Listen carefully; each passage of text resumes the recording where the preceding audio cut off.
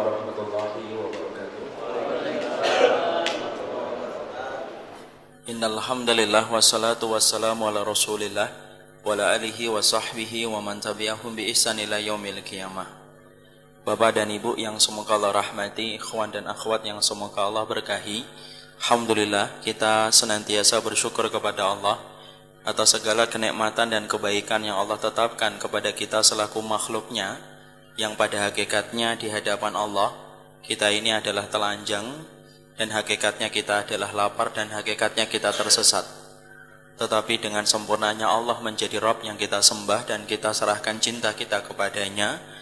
Allah memberikan pakaian, sandang dan pangan kepada kita, karena Allah adalah zat yang sempurna di dalam nama dan sifatnya, sehingga kita sempurna menjadi manusia di dalam kenikmatan hidupnya, bukan karena kehebatan kita memiliki akal, bukan karena kepintaran dan keuletan kita mendapatkan sesuatu, tetapi kebaikan di dalam hidup kita disebabkan kita sempurna menjadikan Allah menjadi Rabb yang kita sembah dalam kehidupan. Inilah keberuntungan yang paling besar, yaitu adalah keberuntungan seorang manusia ketika beriman kepada Allah, karena dia tidak salah menetapkan pilihan.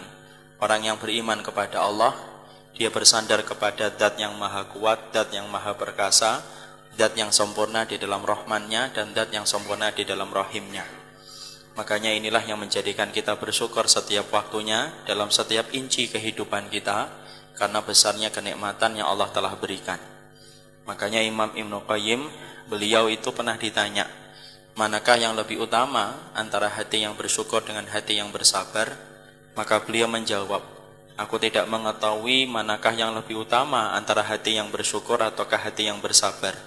Tetapi hakikatnya sesungguhnya siapapun yang memiliki hati yang bersyukur dan memiliki hati yang bersabar, kedua sifat itu akan menghantarkan pelakunya untuk mendapatkan surga dan ridhonya Allah.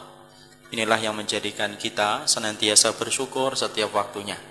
Apabila kita mendapati keadaan yang menyenangkan dan mudah, tidak ada tempat bagi kita bersyukur kecuali kepada Allah, seraya kita berzikir alhamdulillahi binikmatihi tatimmu shalihah. Sebagaimana Nabi mengucapkan zikir itu apabila beliau mendapati keadaan yang menyenangkan. Apabila di antara kita sedang diberikan ujian oleh Allah, maka tidak ada sikap kecuali adalah sikap kesabaran. Karena sesungguhnya Nabi bersabar, dan Nabi mengucapkan apabila dia mendapati keadaan yang kurang menyenangkan, maka beliau mengucapkan alhamdulillahi ala kulli halin. Segala puji bagi Allah dalam setiap kondisi. Siapapun yang hari ini dilapangkan, bersyukurlah. Dan siapapun yang sedang diberikan ujian, ketahui jalan ke surga itu bukan jalan yang penuh dengan bunga yang cantik dan bunga-bunga mawar, tapi jalan ke surga itu ada ujiannya, supaya kita mampu menghayati secuil perjuangan para nabi dan para rasul ketika mereka mengemban beban dakwah menyampaikan kalimat Allah. Disitulah kita faham diberikan ujian supaya mampu menghayati perjuangan para nabi dan para rasul. Dan inilah yang menjadikan kita bersabar apabila diberikan kesulitan. Orang yang sabar dan orang yang syukur sama-sama masuk surga, dan kita semoga selalu memiliki dua sifat itu di dalam hati kita. Menu hati kita cuma dua, hati yang bersabar atau hati yang bersyukur.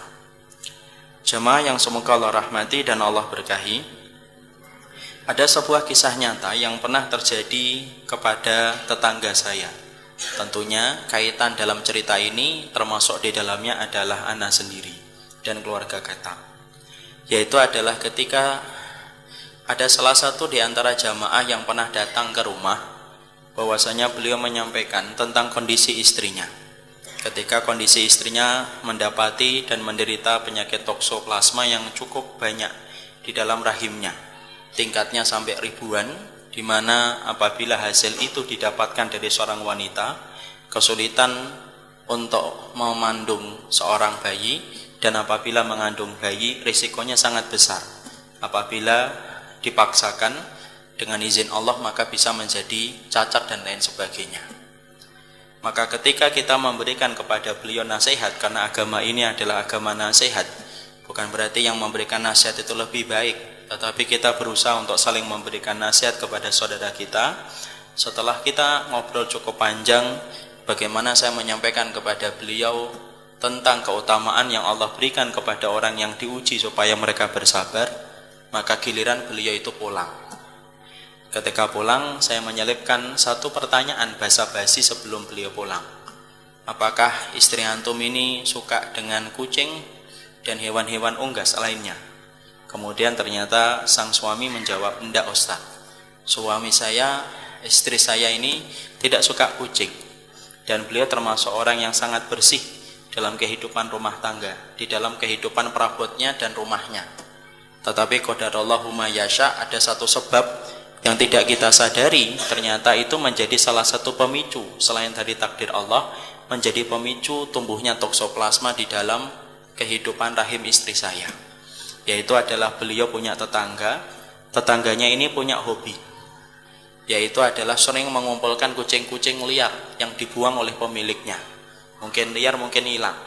Mungkin kalau kucing antum ada yang hilang, mungkin dikumpulkan sama beliau juga. Kemudian akhirnya karena saking banyaknya kucing dimiliki oleh beliau, sampai terkadang tidak mampu beliau kontrol, sering keluar dan akhirnya sering ke rumahnya beliau. Rumah beliau kalau kebuka sedikit maka kucing itu masuk, jendela terbuka sedikit masuk, dan akhirnya lama-lama istri saya tidak bisa mengusir setiap hari kucing itu, dan akhirnya mau tidak mau akrab dalam tanda kutip dengan kucing itu. Wallahu a'lam bishawab, benar atau tidak? Karena sesungguhnya semuanya terjadi karena takdir, dan kita juga tidak mengetahui pemicu pastinya itu apa. Tetapi yang jelas di situ kita mendapati sebuah faedah, bahwasanya ternyata di dalam dunia kesehatan, untuk mendapatkan kesehatan bukan hanya kita menjaga pola hidup dan pola makan, tapi ternyata dalam dunia kesehatan, supaya kita mendapatkan kondisi prima di dalam tubuh kita, kita juga harus mengerti apa perkara-perkara yang mampu menjadi pemicu penyakit, supaya usaha kita ketika menjaga pola makan dan pola hidup tidak rusak, disebabkan kita lalai memperhatikan pemicu penyakit yang merusak kehidupan kesehatan kita. Makanya inilah yang menjadi perhatian kita di dalam kisah nyata yang pernah disampaikan oleh salah satu ikhwan. Mungkin antum bertanya-tanya, ini maksudnya apa? Judulnya rayap, pembukaannya kucing, ya kan? Maka kemudian kaitan ini sangat erat sekali, karena ternyata di dalam pembahasan ini kita akan bicara bahwasanya hari ini banyak di antara kaum muslimin itu mengerti tentang segala macam ibadah yang bernilai dengan pahala-pahala yang berlimpah. Kita sebagian besar mengerti bagaimana sholat syuruk, keutamaannya. Kita mengerti bagaimana keutamaan sedekah. Kita memahami bagaimana keutamaan kita mencari ilmu. Kita mengerti bagaimana keutamaannya ketika kita berdoa pada waktu hari Jumat 1 jam sebelum tenggelamnya matahari. Banyak di antara kita tidak ternafikan, tidak bisa kita bantah. Banyak di antara kita ngerti tentang keutamaan ibadah ini dan ibadah itu. Tetapi naasnya dan tragisnya, banyak di antara kita yang ternyata tidak tahu perkara-perkara apa yang paling cepat bisa menjadikan ibadah kita dan pahala kita itu hilang.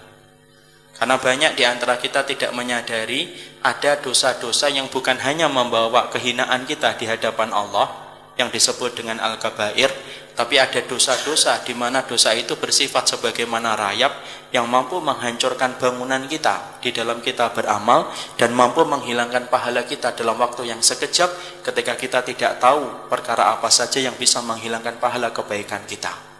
Sama kayak tadi contoh, alangkah kita bisa bayangkan akhwatnya itu, istrinya beliau adalah orang yang bersih, menjaga kebersihan dan lain sebagainya, tetapi karena beliau tidak tahu pemicu perkara virus, sampai akhirnya beliau menderita penyakit itu dengan takdirnya Allah. Maka sama pula alangkah menyedihkan apabila kita melulu memperhatikan tentang masalah-masalah tentang ibadah, tapi kita tidak faham tentang perkara apa yang dibenci oleh Allah yang bisa menyebabkan ibadah kita hancur. Maka bisa jadi ketika kita tidak faham tentang itu, di satu sisi kita rajin beribadah, di sisi yang lainnya kita sering mengundang angin untuk menghancurkan bangunan ibadah yang telah kita lakukan dengan susah payah. Inilah yang mengatakan, inilah yang menjadikan saya memilih kata rayap ibadah. Karena ternyata bukan hanya ibadah yang bisa memberatkan amal timbangan, tapi perhatikanlah ada rayap yang siap menghancurkan bangunan pahala yang kita lakukan, sebagaimana gula bisa merusak semut, sebagaimana jamur yang basah bisa merusak tembok, sebagaimana pula ada rayap yang bisa menghancurkan kayu dan merobohkan tiang serta atap rumah kita, maka fahami ada rayap ibadah, di mana rayap itu bisa menghancurkan setiap amalan pahala yang telah kita lakukan dengan susah payah kepada Allah Subhanahu wa taala. Inilah yang menjadikan kita harus mengerti tentang pokok-pokok keburukan, di mana kita bukan hanya berkewajiban untuk mengetahui perkara-perkara kebaikan saja, tapi kita dituntut oleh syariat, kamu harus ngerti nih perkara keburukan itu apa saja. Tapi kalau kamu tidak tahu, bisa jadi kamu mendatangi perkara keburukan itu tanpa disadari bekas dari perkara keburukan itu merusak segala ibadah yang telah kita lakukan. Makanya perhatikan Hudzaifah ibnul Yaman. Hudzaifah ibnul Yaman dalam satu riwayat Muslim, beliau merupakan salah satu sahabat di mana kebiasaan beliau berbeda banget dengan para sahabat yang lainnya. Kalau para sahabat yang lainnya selalu bertanya tentang pokok kebaikan, itu berbeda dengan Hudzaifah ibnul Yaman. Beliau menceritakan tentang dirinya seraya beliau bercerita, "Kanan nas yas'aluna 'anil khair wa kuntu as'aluhu 'anil syarri makhafatan ayyudrikani." Banyak orang yang sering bertanya tentang pokok-pokok kebaikan, tapi beda dengan saya. Wa kuntu, adapun saya, as'aluhu adalah orang yang selalu bertanya kepada Nabi anisyarri, tentang keburukan. Makhafatan, kenapa saya itu sering tanya tentang keburukan? Makhafatan, karena saya khawatir kalau keburukan itu tidak aku ketahui, maka sesungguhnya keburukan itu akan menimpa kepada diriku dan menimpa kepada agamaku, merusak kedudukanku di sisi Allah, disebabkan aku tidak tahu pokok-pokok keburukan di dalam agama itu apa saja. Jadi kemudian sampai Hudzaifah sampai dari 1400 tahun yang lalu sudah ngingetin, jangan hanya kamu tahu indahnya beribadah, tapi kita harus tahu tragisnya dan buruknya jalan keburukan, bukan untuk mengikuti dan meretas jalan di atasnya, tapi harus kamu ketahui jalan keburukan itu apa, supaya kamu menjauhi jalan itu dan tidak merusak kehidupan dan posisi kamu di hadapan Allah. Makanya Imam Ibnu Qayyim sampai di dalam beliau kitabnya Raudhatul Muhibbin, itu beliau sampai kemudian menerangkan al-mahabbah la tatim illa bi arba'ati arkan. Sampai kemudian Imam Ibnu Qayyim menceritakan, sesungguhnya cintamu kepada Allah tidak akan pernah sempurna sampai menggabungkan 4. 1, kata beliau, mahabbatu ma yuhibbuhullah. 2, mahabbatu ma yubghidhuhullah. 3, mahabbatu man yuhibbuhumullah. 4, ma'rifatu man yubghidhuhumullah. Makanya sampai Imam Ibnu Qayyim ketika beliau banyak membaca kehidupan para salaf ketika mereka menjauhi perkara keburukan dan berilmu tentang keburukan itu, sampai Imam Ibnu Qayyim beliau melahirkan sebuah teori dalam cinta kepada Allah. Beliau berkata, cintamu kepada Allah tidak akan sempurna sampai menggabungkan 4 syarat. 1, kamu mengerti perkara apa saja yang dicintai oleh Allah. Yang kedua, kamu mengerti perkara apa yang dibenci oleh Allah. Yang ketiga, kamu mengerti siapa saja yang dicintai oleh Allah Subhanahu wa taala. Dan yang keempat, kamu mengerti siapa saja yang dibenci oleh Allah. Di situ Imam Ibnu Qayyim menyebutkan syarat yang kedua, yaitu adalah kita harus mengerti siapa atau apa saja yang dibenci oleh Allah. Ya salah satunya supaya tidak rusak kehidupan kita beribadah kepada Allah hanya disebabkan karena tidak tahu pokok keburukan itu apa. Dan inilah yang menjadi kewajiban kita. Kita ambilkan contoh sebentar. Kalau tadi contoh dalam kehidupan kekinian, ini contoh dari kehidupan pada zaman Rasulullah. Pada zaman Nabi ada seseorang itu yang bernama Abdullah bin Jud'an. Abdullah bin Jud'an ini adalah merupakan salah satu di antara tokoh-tokoh musyrikun Quraisy. Tetapi berbeda dengan Abu Jahal, berbeda dengan Abu Lahab. Kalau Abu Jahal dan Abu Lahab terkenal bagaimana kejahatan mereka dan bagaimana permusuhan mereka kepada Nabi, begitu sangat besarnya.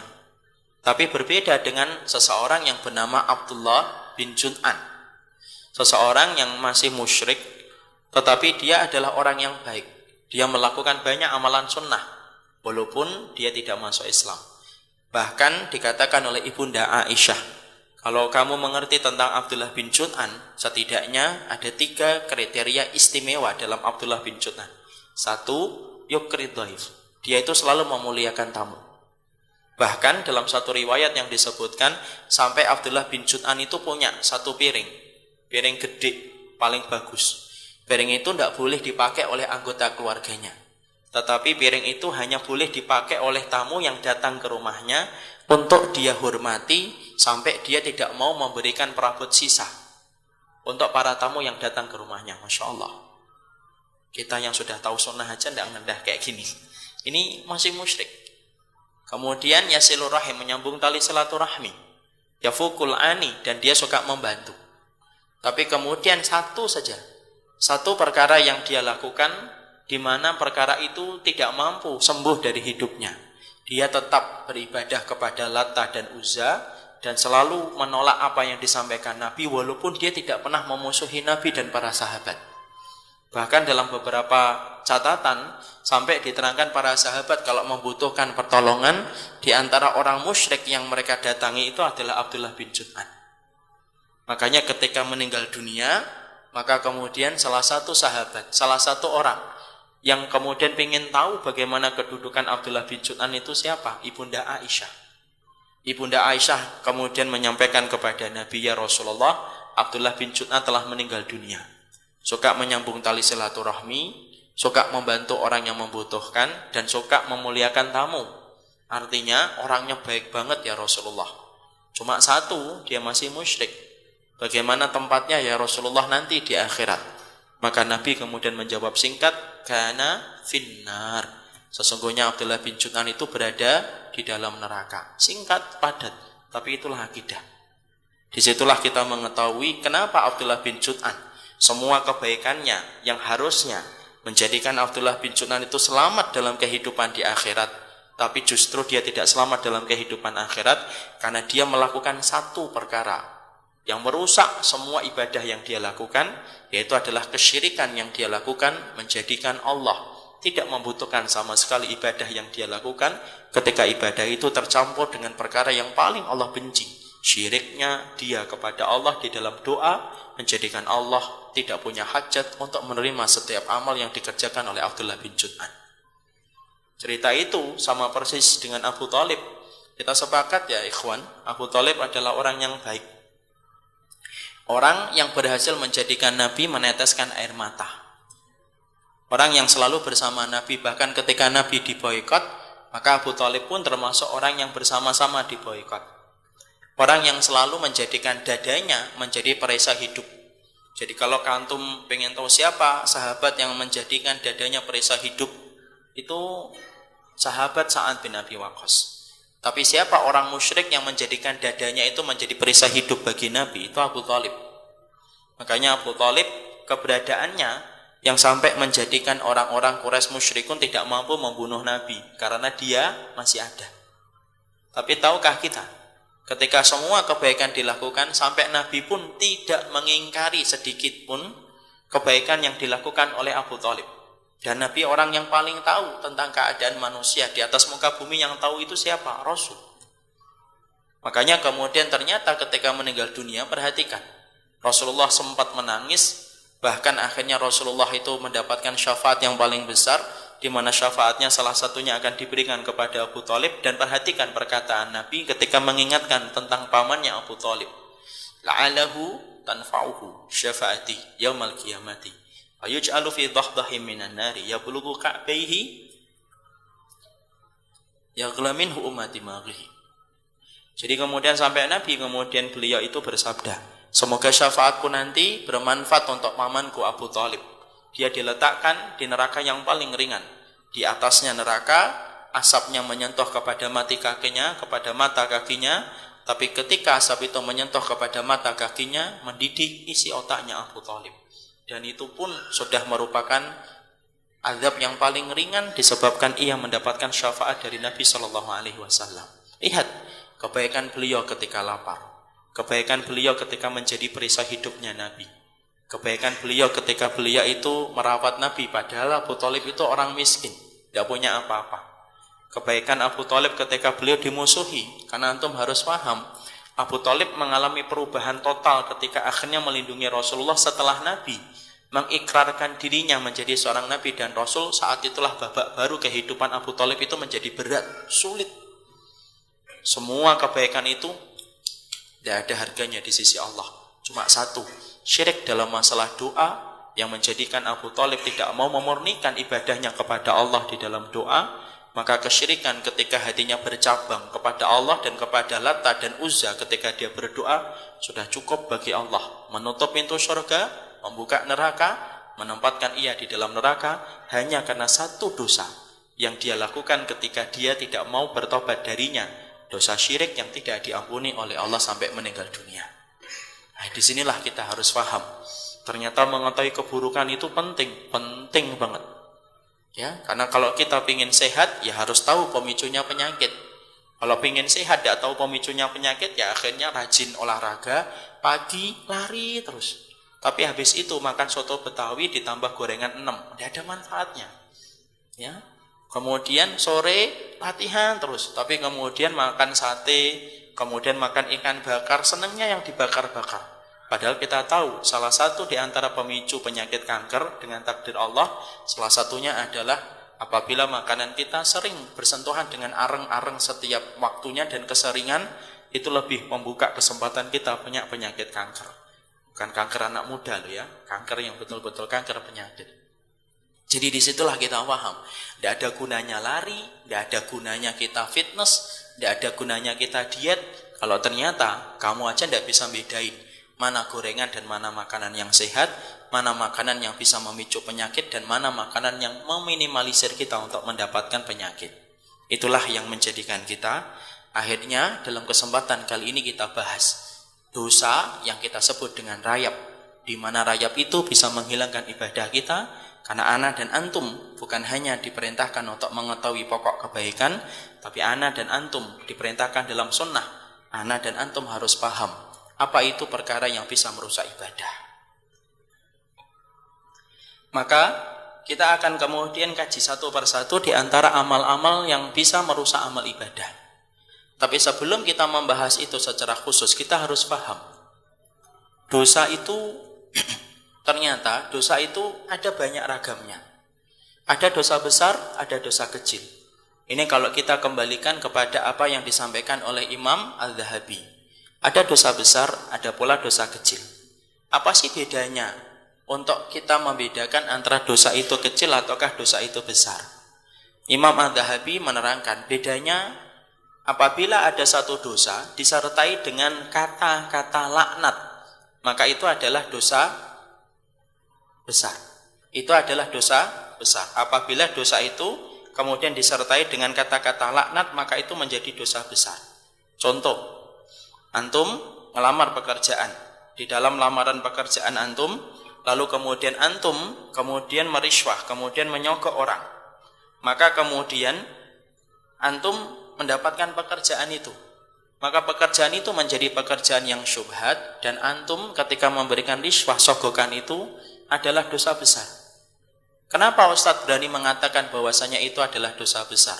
Karena di dalamnya ada kata laknat ketika Nabi menerangkan dosa menyuap. Mana dalilnya? Yaitu ketika Rasulullah SAW mengatakan laknatullah ala rashi wal murtashi. Sesungguhnya Allah itu melaknat orang-orang yang kemudian mereka itu menyuap dan mereka itu disuap. Di situ kemudian ada kata laknat. Setiap dosa apabila disertai dengan kata laknat maka itu menjadi dosa besar. Contoh juga yaitu adalah dosa membunuh.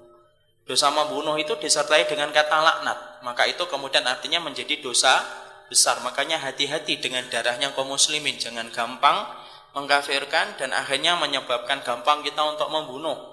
Karena darahnya seorang muslim itu harganya mahal, sebagaimana kehormatannya pun harganya mahal. Makanya dosa membunuh itu adalah dosa besar karena disertai dengan kata laknat. Coba sekarang kita buka sebentar di dalam surat An-Nisa. Ayat yang 93. Saya ingin ngajak untuk memahami satu perkara. An-Nisa 93.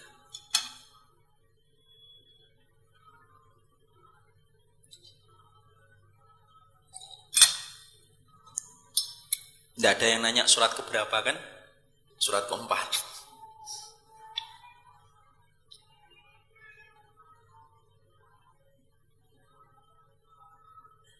Sudah? Sudah ketemu? Sudah? Ya. Coba Bapak dibaca artinya. Dan barang siapa membunuh seseorang yang beriman dengan sengaja, maka balasannya ialah neraka jahanam. Dia kekal di dalamnya. Allah murka kepadanya dan melaknatnya serta menyediakan azab yang besar. Ya. Dosa membunuh adalah dosa besar karena ada apa? Kata-kata laknat, di mana Allah kemudian wala'anahu wa'addalahu adaban azima. Yang menarik di situ saya tanya, dosa membunuh itu sama dengan dosa syirik atau tidak? Sama. Sama atau tidak? Dosa yang tidak diampuni dan kekal di neraka itu dosa apa? Syirik. Sekarang kemudian membunuh, kekal di dalam neraka atau tidak? Saya nanya ini. Jangan dilihat. Dosa membunuh itu kekal di neraka atau tidak? Kekal atau tidak? Siapa yang mengatakan kekal? Angkat tangan. Tidak ada. Insya Allah ya, tawaduk banget ya. Dosa membunuh itu kekal di neraka atau tidak? Bapak, kekal di neraka atau tidak? Kekal. Sama dengan syirik. Loh. Ya Allah, tolong hambamu ini ya Allah. Dosa membunuh itu dosa syirik atau tidak? Tidak. Beda kan? Syirik itu dengan membunuh beda enggak? Beda, yang satu dimulai dari huruf S, yang satu dimulai dari huruf M. Yang satu syirik, yang satu membunuh. Dosa syirik dan membunuh itu beda. Yang satu syirik, ya, lain asyrakta la yahbatanna amaluka wa la takunanna minal khasirin. Kalau kamu syirik, terhapus semua amalmu dan kamu akan menjadi orang yang pasti merugi. Sekarang saya tanya, membunuh itu syirik atau enggak? Ya, kenapa Allah sampaikan bahwasanya kekal di sini? Allah sampaikan kekal atau tidak? Padahal kalau kita selama ini di dalam akidah Ahlussunnah yang kekal di neraka itu membunuh atau syirik? Nah, sekarang saya tanya, Pak, membunuh itu kekal di neraka atau enggak? Loh, kan kekal. Ini yang salah itu ulama Ahlussunnah atau antum sebagai jamaah di Al-Furqan? Coba, Ayo Husnul, di mana?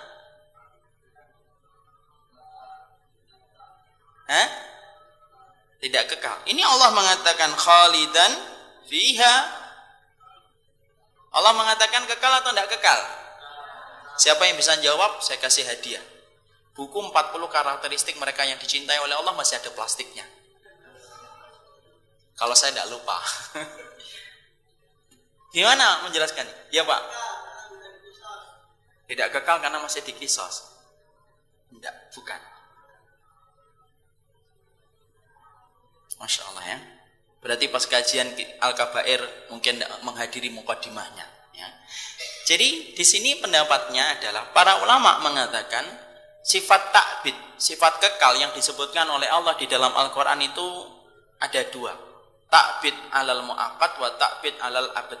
Yaitu adalah sifat kekal yang diucapkan untuk selama-lamanya dan sifat kekal yang sifatnya itu adalah sifat kekal yang sifatnya sementara. Tapi saking lamanya di dalam neraka sampai mirip dengan orang yang kekal. Saking lamanya di neraka. Allah sebutkan dosa membunuh itu dosa besar.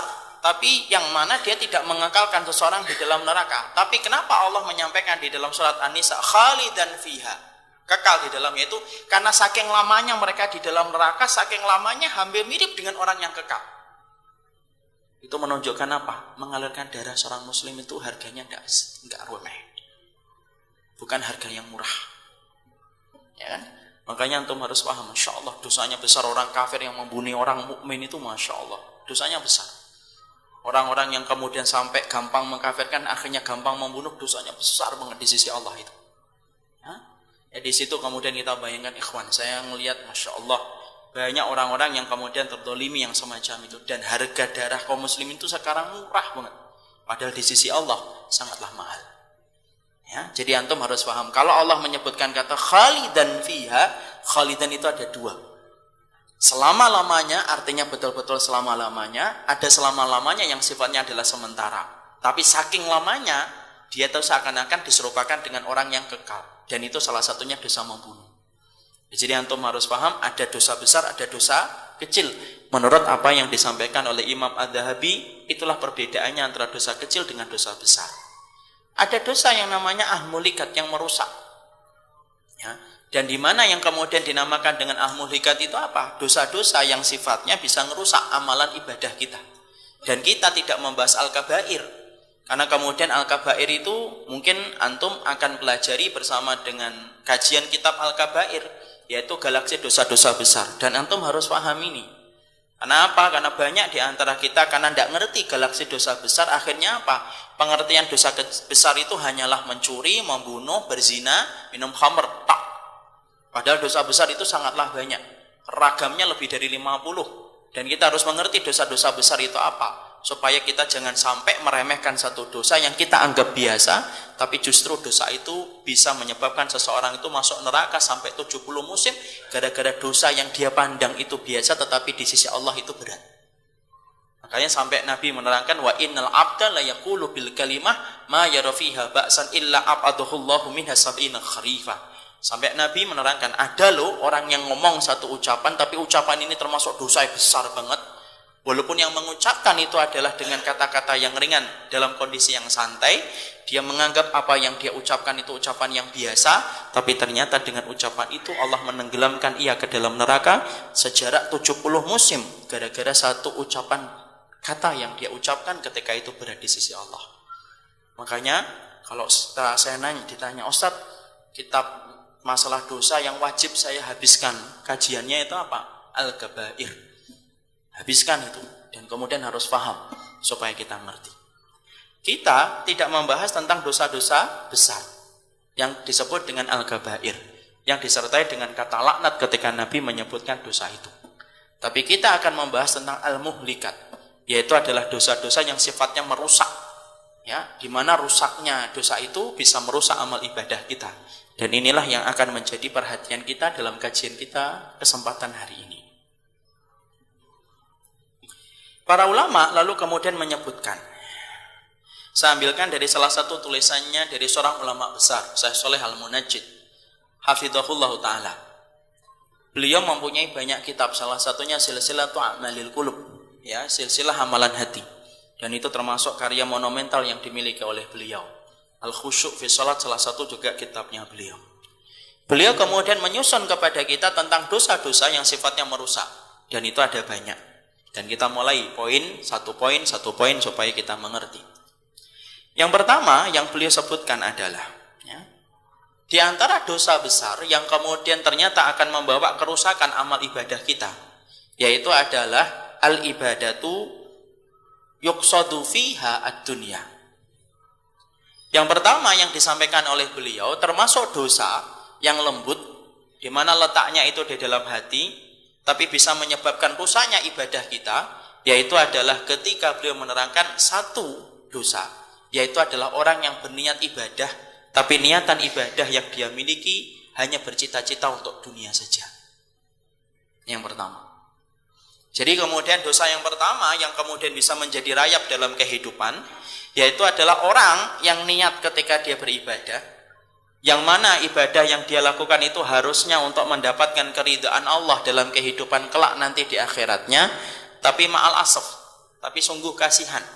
Orang-orang ini ketika dia beribadah bukan meniatkan ibadah itu untuk urusan akhirat, tapi dia justru meniatkan ibadah yang dia lakukan itu hanya untuk mendapatkan sekeping dari kenikmatan dunia. Maka niat yang salah yang bertengger di dalam hati ketika ingin mendapatkan dunia, maka sesungguhnya niat itu bukan hanya merusak ibadah yang dia lakukan, tetapi merusak segala macam pahala yang lainnya ketika niat itu tidak disertai dengan tobat sampai dia meninggal dunia. Hati-hati loh masalah hati. Karena apa? Ana dan antum memiliki Rabb yang sangat detail memperhatikan hati kaitannya dengan masalah niat. Tidak ada zat ikhwan yang paling detail bagaimana memperlakukan hati kita dalam niat kecuali adalah Allah. Makanya kemudian disinilah yang kemudian menjadi pijakannya apa? Mari kita buka dulu Surat Hud ayat 15 dan 16. Pijakan dalilnya yaitu adalah surat Hud 15 dan 16.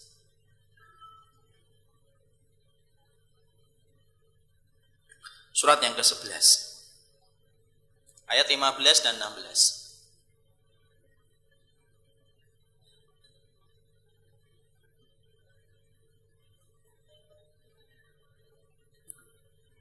Sudah? Coba dibaca. Barang siapa menghendaki kehidupan dunia dan kebiasaannya, pasti kami berikan balasan penuh atas kerja mereka di dunia dengan sempurna. Dan mereka di dunia tidak akan diberikan. Itulah orang-orang yang tidak memperoleh sesuatu di akhirat kecuali neraka, dan sia-sialah biasanya apa yang telah mereka usahakan di dunia, dan terhapuslah apa yang telah dikerjakan. Ya. Dalilnya, karena semuanya kita bahas dalil dulu. Karena semua ucapan apabila tanpa dalil sesuai dengan pemahaman yang disampaikan oleh Nabi dan para sahabat, maka itu adalah dongeng yang tidak perlu untuk dibenarkan. Dalil dari poin yang pertama ketika beliau menyampaikan bahwasanya dosa yang bisa menghancurkan amal ibadah kita adalah dosa niat yang salah ketika meniatkan ibadah karena urusan dunia. Dalilnya adalah surat Hud 15 dan 16. Sebelum kita sampaikan secara panjang lebar pemahaman dari dua ayat ini, kita harus paham, ikhwan. Ternyata para sahabat adalah orang yang paling gemar untuk membaca Al-Quran. Tapi tahukah antum, manakah ayat yang paling banyak menguras air mata para sahabat ketika mereka berinteraksi dengan Al-Quran? Ya. Jadi ayat yang paling banyak menguras air mata para sahabat ketika mereka membaca Al-Quran bukan hanya ayat ketika dibacakan di dalamnya sifat neraka sampai mereka berlindung darinya. Bukan hanya ayat yang menceritakan tentang hari kiamat, bagaimana kedahsyatan dari hari kiamat. Karena para sahabat kalau sudah membaca itu sepakat, mereka ketakutan, bergetar hatinya, bergidik jiwanya ketika melewati ayat itu. Tapi tahukah kita ada satu ayat yang paling banyak nguras kehidupan air mata para sahabat ketika mereka itu membaca ayat-ayat di dalam Al-Quran? Dan tidak ada jawaban dari pertanyaan ini kecuali apa yang disampaikan oleh Abdullah bin Mubarak. Abdullah bin Mubarak kemudian berkata, "Ra'aitu, aku ini melihat para sahabat. Bagaimana ketika mereka itu membaca Al-Quran. Dan tidak pernah aku dapati para sahabat paling banyak mereka itu menangis kecuali ketika mereka melewati dua ayat ini. Surat Hud ayat 15 dan 16. Itu sudah tumpah air matanya seluruh para sahabat kalau sudah membaca ayat itu. Maka kemudian Abdullah bin Mubarak kemudian berkata, kenapa para sahabat itu paling khawatir dan paling takut tumpah air matanya ketika mereka membaca tentang ayat ini? Maka kemudian Abdullah bin Mubarak rahimahullahu ta'ala berkata, karena para sahabat itu khawatir. Jangan-jangan ibadah yang mereka lakukan hanya berniat untuk dunia, balasannya sudah disempurnakan oleh Allah ketika mereka hidup, dan mereka tidak lagi tersisa untuk mereka di akhiratnya, disebabkan mereka salah niat ketika mereka beribadah. Insya Allah, sensitif betul. Jadi disinilah kita mengerti, Masya Allah, ternyata ayat ini merupakan ayat yang paling banyak nguras air mata. Di mana kemudian para sahabat ketika mereka membaca ayat itu, mereka itu merasa jangan-jangan ibadah yang telah kita lakukan dengan susah payah, ketika kemudian kita beribadah kepadanya, ternyata niatan yang kita miliki hanyalah salah ketika niatan untuk meraup dunia saja. Dan akhirnya apa? Allah memberikan dunia itu kepada mereka, dan tidak ada lagi yang tersisa untuk mereka nanti ketika mereka mati, ketika Allah mendapati niat mereka itu salah dalam ibadah hanya untuk dunia. Masya Allah. Inilah yang menjadikan kita harusnya faham di antara persoalan hati yang harus kita jaga. Bukan hanya ketika kita menjaga diri kita supaya tidak menyembah kepada patung dan tidak meminta-minta kepada kuburan ketika kita punya hajat. Betul, ini juga kita harus jaga karena itu syirik. Tapi ternyata di antara perkara yang harus kita jaga, di mana terkadang kita lalai untuk menjaga hati kita, justru dosa itu tidak dilakukan oleh alat kelamin kita dan tidak dilakukan oleh kemudian mulut kita dan tangan kita, tapi dilakukan oleh hati kita ketika kita lalai menjaganya. Kita sholat, kita sedekah, kita puasa, kita ngaji hanya untuk mendapatkan sekeping dari kenikmatan dunia. Tidak ada harganya itu di sisi Allah. Kenapa? Dunia itu, ikhwan, di hadapan Allah lebih hina daripada bangkai seekor anak kambing. Makanya Nabi kan pernah kan dapetin sahabat, kemudian Rasulullah kemudian ngangkat kan anak kambing dalam keadaan sudah jadi bangkai, kemudian Rasulullah bertanya, kalian mau nggak mendapatkan ini? Wong hidupnya aja nggak mau ya Rasulullah, apalagi ketika sudah mati. Lalu Nabi mengatakan, sesungguhnya ini di sisi Allah, itu dunia itu lebih rendah daripada kalian memandang ini. Dan Allah paling benci kalau ridhonya yang ada di atas arsy, ana dan antum samakan ridhonya Allah dengan sesuatu yang di pandangan Allah lebih hina daripada seekor kambing, yaitu dunia dan materi. Allah benci. Makanya sampai apa?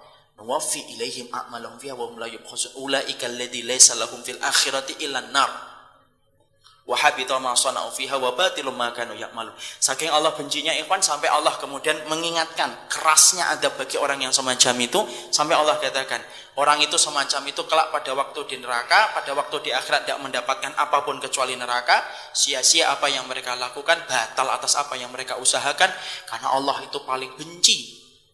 Dan Allah tidak pernah menerima satu amalan ketika amalan itu diniatkan untuk urusan duniawi. Nah, sedangkan banyak loh, kadang-kadang kita itu tidak tahu kalau rayap itu masuk di dalam jiwa kita, ngikrik kemudian melihat celah kapan hati kita itu kemudian terbuka, kemudian akhirnya kita masuk ke situ. Dan begitu lembutnya setan itu untuk kemudian merusak kehidupan hati kita, sampai niat kita itu tergiur hanya untuk mendapatkan sekeping dari kenikmatan dunia. Kadang-kadang niat itu kan tidak kita sadari ikhwan, saking lembutnya setan itu menggoda hati kita. Asalnya kita kemudian beribadah dengan benar, tapi di tengah-tengahnya kita rusak ketika sudah melihat pesona dunia, kemudian kita ambil pesona itu, lalu kita lupa tujuan pertama kita itu adalah akhirat. Maaf loh, kita ini bukan pemilik hati layaknya Superman yang begitu kuat, enggak ikhwan. Tapi kita pemilik hati yang sangat rapuh, di mana pagi kita bisa berkata ini, di mana sore kita bisa berubah lagi.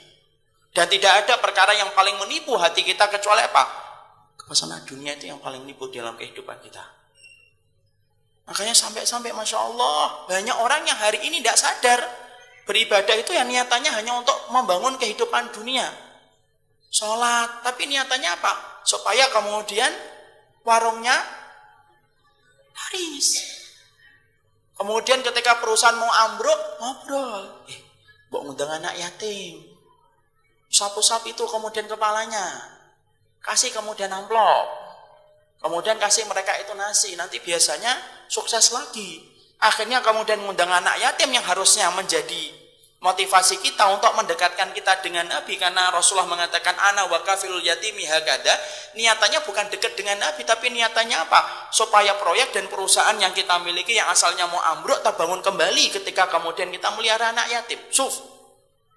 Padahal sodakoh ana, sodakoh antum, puasa ana dan puasa antum hanya untuk membangun kehidupan akhirat loh. Mana ada dalilnya puasa kita untuk bangun kehidupan dunia? Kalau kemudian puasa kita untuk bangun kehidupan dunia, tidak ada pintu surga yang namanya Ar-Rayyan.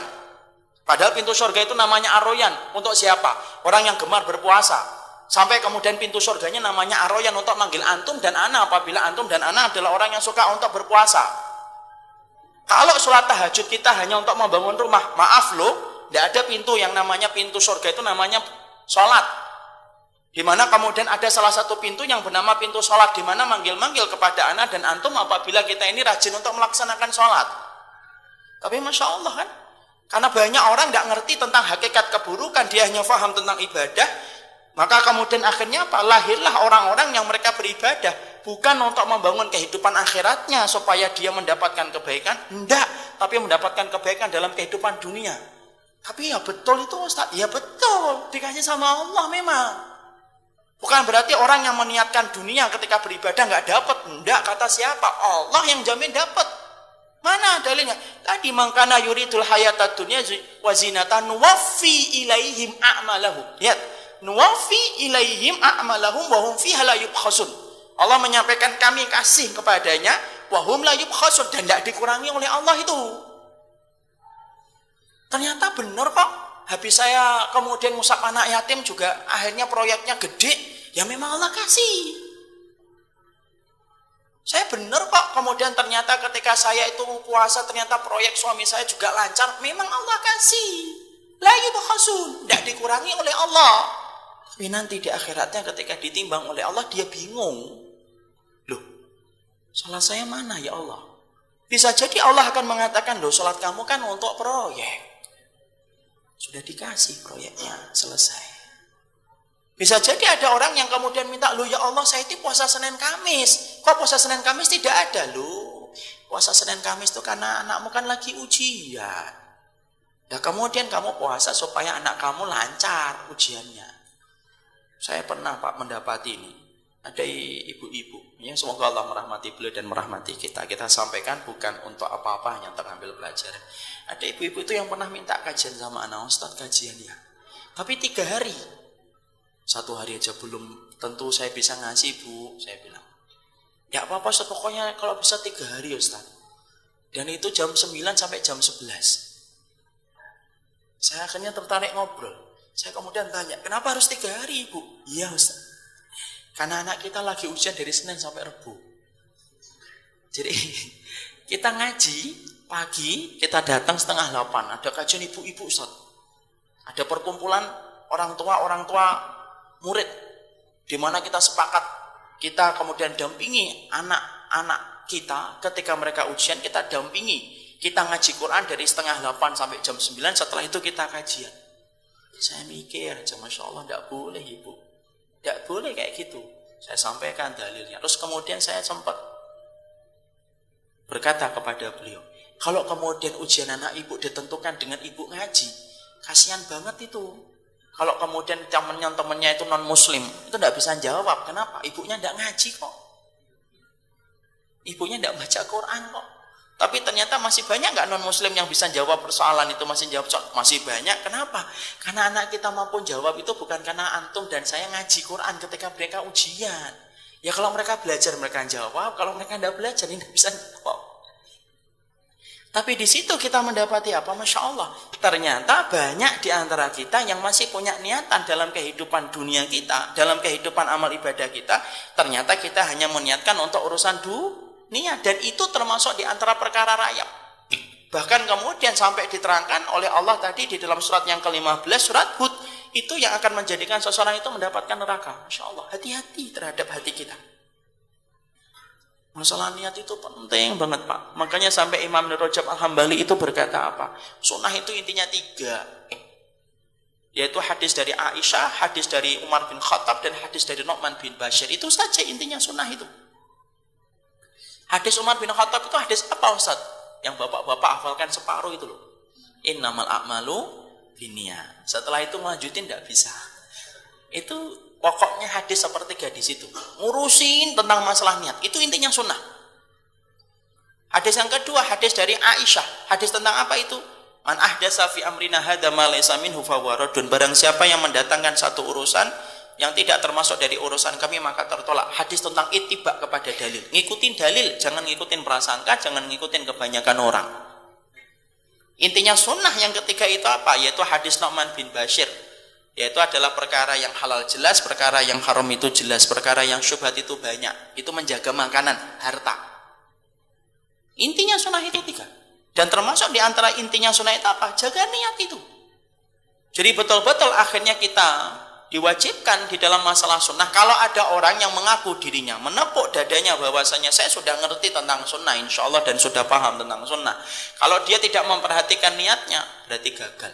Antum belum paham sunnah sama sekali, sampai antum memperhatikan niat antum, memperhatikan dalil yang sampai ke telinga antum, dan sampai antum memperhatikan apa yang antum masukkan ke dalam mulutnya antum. Makanya niat itu penting. Dan dari sinilah kita paham, tidak boleh beribadah dengan cita rasa dunia. Tidak boleh dengan cita rasa dunia. Kenapa? Dunia anak dan dunia antum sudah ditentukan oleh Allah, ikhwan. Sudah dijamin oleh Allah. Kalau kita sudah sepakat bahwasanya dunia kita sudah dijamin oleh Allah, dunia kita sudah dijamin oleh Allah, lalu ngapain kita ngerusak kehidupan akhirat kita hanya untuk sesuatu yang telah dijamin oleh Allah? Sampai ngerusak sholat kita, sedekah kita, puasa kita, umrah kita terhadap sesuatu yang telah dijamin oleh Allah. Yang belum dijamin oleh Allah itu apa? 1, kehidupan akhirat kelak nanti ketika kita di surga atau neraka, itu baru kehidupan kita yang belum dijamin oleh Allah. Kenapa? Itu berdasarkan amal kita. Ya sudahlah. Kalau memang kita belum dijamin tentang kehidupan akhirat, tujukan segala amal kita itu hanya untuk akhirat. Jangan pernah tukar kehidupan akhirat kita dengan kehidupan dunia ketika meniatkan apa yang kita lakukan hanya untuk dunia. Ngajar, hanya untuk ngejar duit yang dikasih oleh panitia. Antum ngaji hanya untuk mendapatkan apa yang antum inginkan dari kehidupan di dunia. Ada yang ngaji karena apa? Pengen nyari jodoh, biar ketemu akhwat. Alah ya Allah. Ada yang ngaji kemudian supaya ketemu ikhwan. Kan ada akhwat yang ngaji, saya tanya, ngajinya ini. Loh kalau nggak ngaji nanti nggak ketemu jodoh. Loh kita kira itu kajian ilmu itu biro jodoh apa? Nggak boleh lah, nggak boleh. Itu kenyataan dunia. Loh laki-laki kalau perempuan itu kalau bukan dunia apa namanya? Hewan. Ini dunia lah. Laki-laki itu dunia. Dan banyak orang yang maknanya itu cakupannya banyak, bukan hanya melulu materi. Sampai niatan ketika kita kemudian puasa hanya karena kita ngelihat timbangan kita sudah menunjukkan angka 182, itu juga niatan dunia. Kemudian kita melakukan ini akhirnya terdorong untuk melakukan sesuatu karena kemudian kita merasa ada yang berkurang dalam urusan dunia kita, lalu kita genjot ibadah itu karena dunia kita berkurang. Itu sama ikhwan. Dan sesungguhnya batasan antara ikhlas dengan tidak ikhlas itu tipis banget, dan yang tahu antum, dan kita tidak boleh menghukumi orang lain. Jangan kemudian antum menjadi polisi dan hakim atas niat ya. Saya ngelihat antum itu tidak ikhlas, dulu itu siapa? Namanya hati itu yang tahu antara iya dengan Allah kok. Tapi kemudian kita sendiri yang jawab, ini saya ini untuk Allah atau untuk dunia ini? Sampai-sampai ingat-ingat loh, ya ini saya ingatkan berpuluh-puluh kali. Bahkan saya ingatkan bapak-bapak ketika nyokolakan anak, itu di situ terjadi penyimpangan besar-besaran dalam niat. Kenapa? Banyak orang tua yang hari ini nyekolahkan anaknya itu niatannya dunia, supaya anak nanti kemudian ketika SD-nya favorit, SMP-nya SMP favorit, SMA-nya SMA unggulan, kuliahnya di tempat yang bonafit. Kenapa? Supaya gampang nyari kerja. Coba bisa jadi loh kita selama ini bisa jadi kayak gitu. Akhirnya kita ketika ditimbang kita ngomong, ya Allah dihisab, ya Allah saya sekolah ya Allah dari jam 7 sampai jam 1, dari umur saya 8 tahun sampai umur saya 19 tahun atau 21 tahun saya sekolah. Bisa jadi Allah kemudian mendebat kita dan berkata, lu sekolahmu kan hanya untuk mendapatkan ijazah supaya gampang kerja, bukan niatannya untuk aku dan bukan niatan untuk agamaku. Dan apa jawaban yang akan kita berikan kalau Allah membuka rahasia hati kita? Emang nanti dibuka Ustaz? Iya. Mana dalilnya semua rahasia hati kita akan dibuka? Bukankah Allah berfirman, yauma tublas sarair, akan datang satu hari ketika Allah menyingkap sarir. Sarair itu sarirah. Semua rahasia hati yang paling terpendam di hati yang paling dalam, semuanya akan nampak. Dan itu tidak ada dusta di hadapan Allah. Bukan berarti kalau kita tidak boleh nyekolahkan ke umum. Tidak, sekolahkan ke umum. Tidak apa-apa kalau memang anak kita memang tidak bisa ke pondok. Tidak semuanya harus ke pondok, Pak. Ya, tidak semuanya harus ke pondok. Kadang-kadang kita maksa anak kita sudah tidak mau, jangan dipaksa. Ya.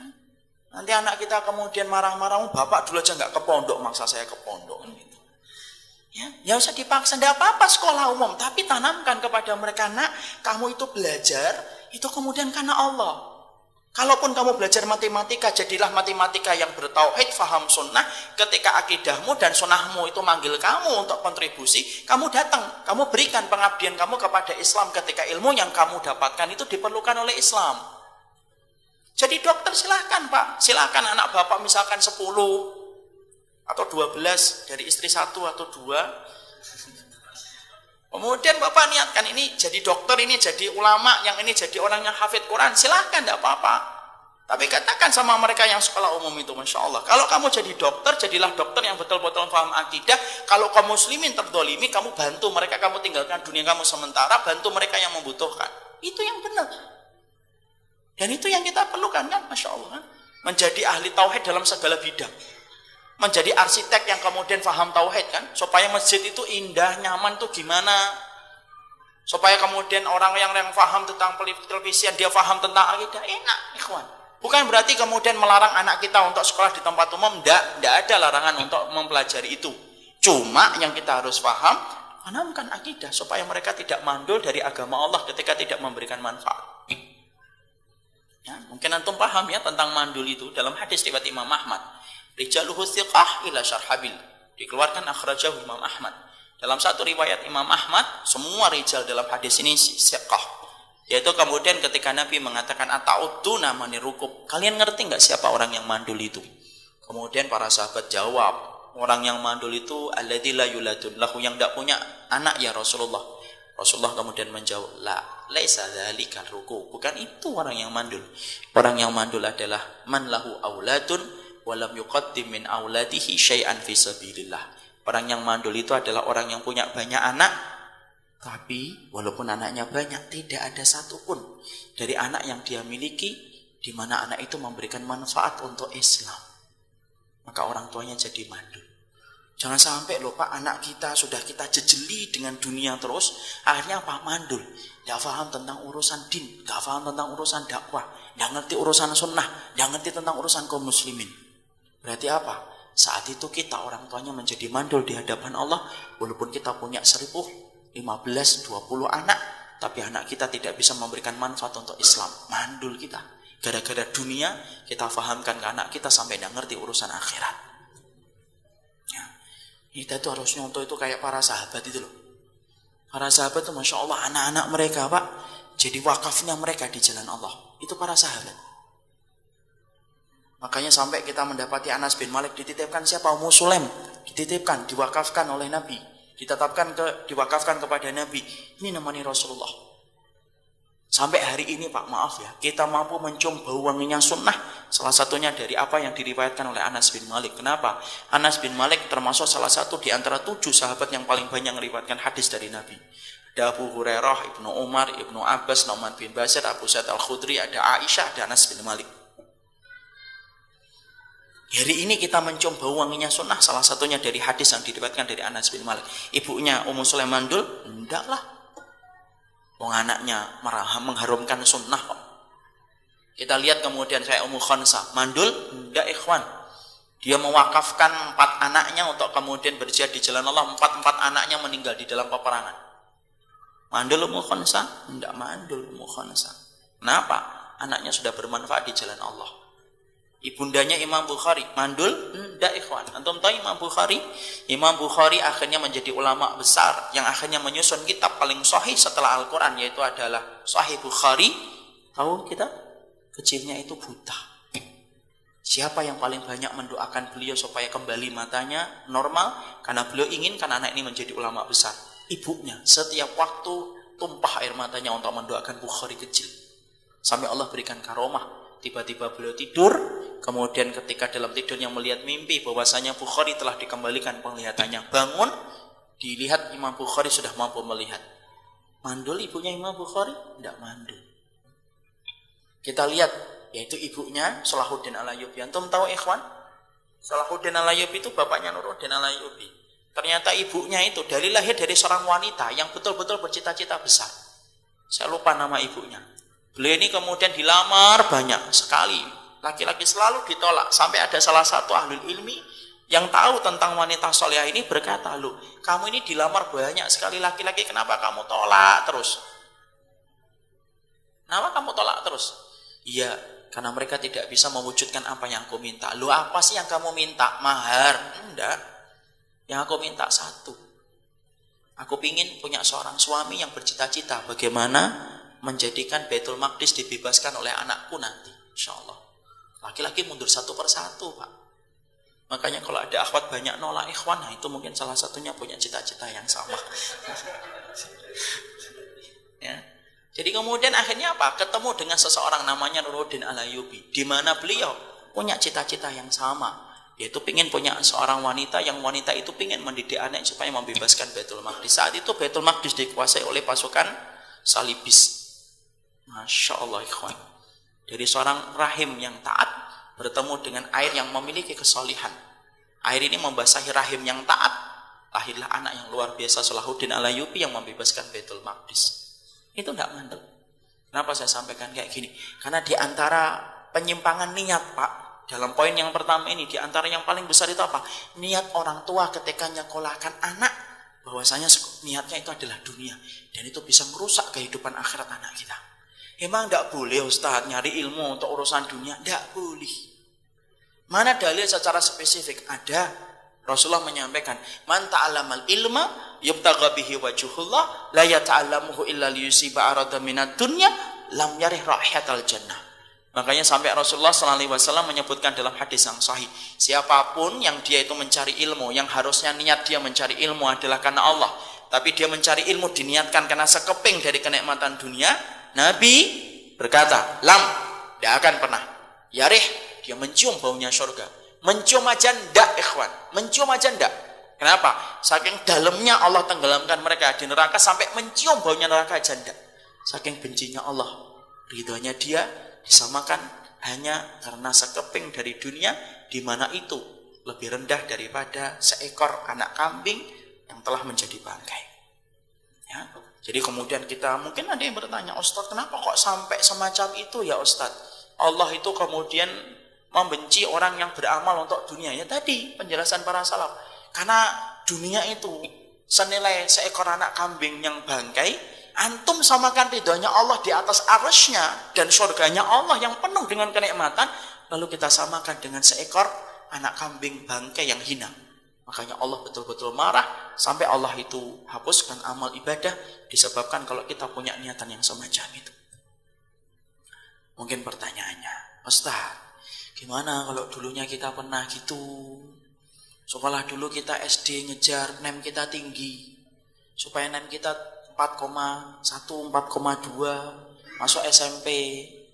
Kemudian di SMP juga ngejar Eptanas. Tahu Eptanas ya? Kalau ada yang tahu Eptanas berarti pastikan umur kita tua sama-sama. Jadi kemudian Eptanas, kemudian masuk ke SMA, terus kemudian masuk ke kuliah, kita selalu ngejar itu. Ya, ulama kemudian mengatakan kalau betul-betul karena kita belum paham banget dari awal, maka dengan taubat akan mengembalikan semua ibadah itu menjadi milik Allah dengan taubat dan nasuha. Tapi kalau ada orang setelah dia tahu terhadap satu ilmu ini lalu dia salah, dari awal dia niatnya sudah salah, maka niat yang dari awal sudah salah tidak akan lagi mampu dikembalikan walaupun dia sudah bertobat nasuha. Contohnya gini, ada orang nih sedekah. Ini sedekah, Pak. Ada orang yang sedekah. Dia sudah tahu ilmunya nih, bahwasanya kemudian tidak boleh niatan untuk dunia. Kemudian dia sedekah. Dari awal sedekah niatannya sudah salah. Bahwasanya niatan sedekah itu apa? Dunia. Supaya nanti 700 kali lipat. Berarti kalau 1 juta, 700 kali juta. Insya Allah, gampang banget ya. Tidak boleh ikhwan kayak gitu. Tidak boleh kayak gitu. Kalau ada ustadz yang menyampaikan, satu, jangan dihujat. Hujatan antum tidak membawa manfaat. Doakan beliau.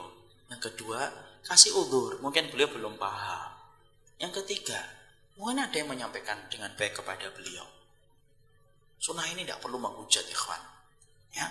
Jadi kalau ada ikhwan, ada seorang ustadz fulan siapapun yang salah, tidak perlulah dihujat, disalahkan, di antum syar ini tidak betul, ini di grup-grup, tidak usah gitu. Sampaikan baik-baik kepada beliau setelah doa. Karena mungkin beliau belum tahu hadisnya. Ya. Ini kembali kepada ini. Ini sedekah. Dia sudah tahu ilmunya. Kemudian dari awal niatannya sudah salah. Niatannya adalah untuk dunia. Kalau satu amal dari awalnya sudah salah niatan, sebagian ulama mengatakan walaupun nanti dia bertobat, amalan itu tidak akan kembali. Kenapa? Dari awalnya sudah rusak. Dari awalnya sudah rusak. Sama dengan riya. Ustadz, saya pernah melakukan ibadah ini, rusak. Tapi rusaknya ketika dari awal antum sudah rusak awalnya, sudah rusak niatnya, maka tidak bisa dikembalikan walaupun dengan tobat. Sebagian ulama salaf mengatakan itu. Kenapa? Dari asasnya sudah rusak. Tidak ada lagi yang tersisa. Tapi beda kalau kemudian ada orang yang beribadah, niat pertamanya adalah karena Allah. Di tengah-tengahnya rusak. Kemudian di akhirnya dia kemudian kembali setelah dia muhasabah. Dia kembali setelah muhasabah, dia kembali, ya Allah, ternyata puasa saya itu salah. Ada gara-gara orang yang memujinya, kemudian saya sampai tergelincir. Maka kemudian ketika dia di akhirnya kemudian dia bermuhasabah, maka dengan taubat pahalanya tetap kembali insya Allah. Selama dari awalnya itu benar. Selama dari awalnya itu benar. Jadi kalau antum pingin puasa sunnah dari awalnya benar nih, ketika sahur bener, ketika pagi nggak sarapan bener, duha bener, siang doang yang rusak. Tiba-tiba ada orang yang ngomong, Masya Allah ya, makan nggak kamu? Enggak, lagi puasa. Masya Allah ya, solih bener ya, Masya Allah, sudah berubah antum ini.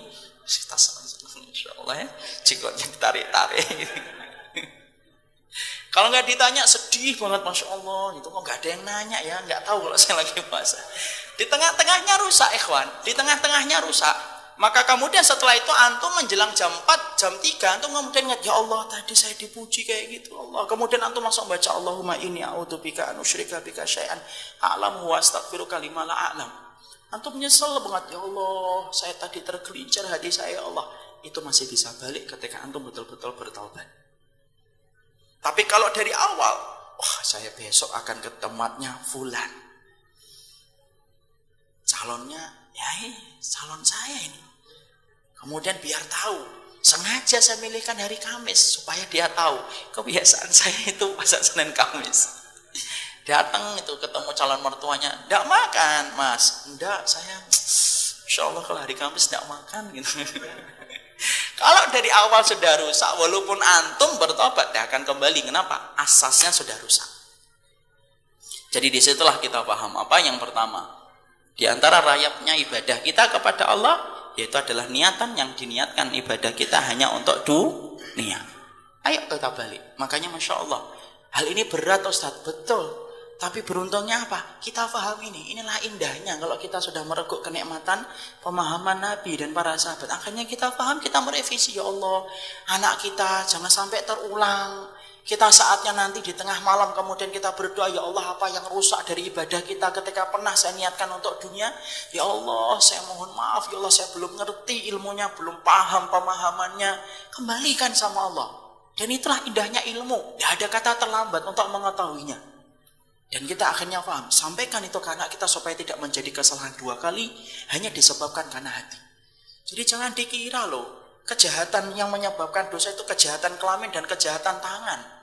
Tapi kejahatan hati yang tersembunyi di hati ini, hati-hati dengan hati kita. Kenapa? Ana dan antum memiliki Allah yang detail memperhatikan masalah hati dan paham apapun yang terlintas di dalam hati kita. Ya, jadi Masya Allah itulah yang pertama. Jadi kemudian apa Ustadz untuk membantu kita supaya kemudian kita selalu bercita-cita untuk kemudian ngurusin, yaitu adalah urusannya adalah urusan karena Allah. Dan kita harus pahami, dunia itu menggiurkan Ustadz, menggiurkan ikhwan. Menggiurkan itu. Maaf ya, tidak terkecuali siapapun itu.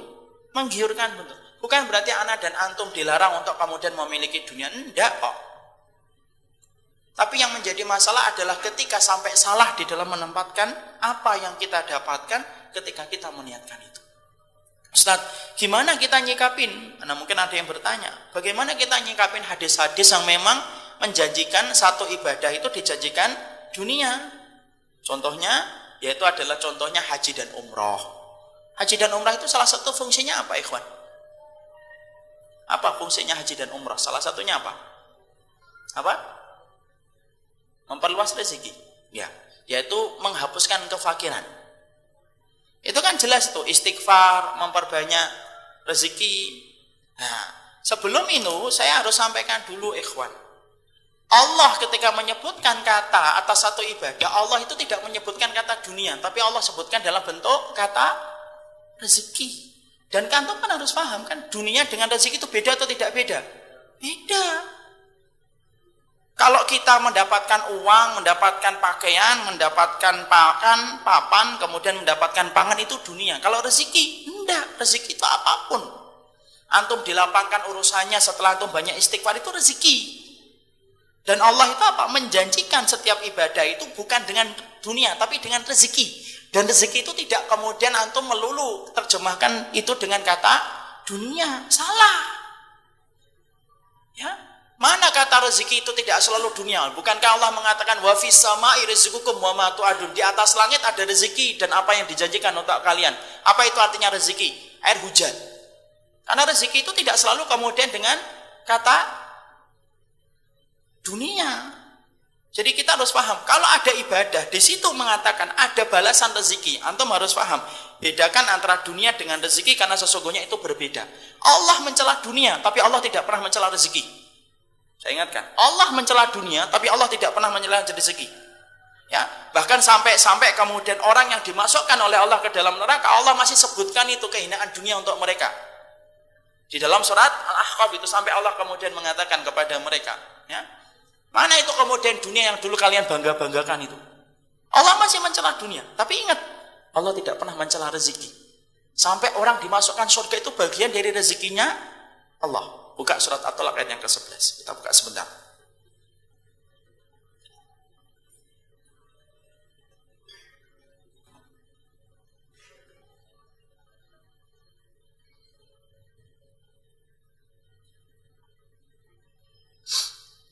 Sudah ketemu?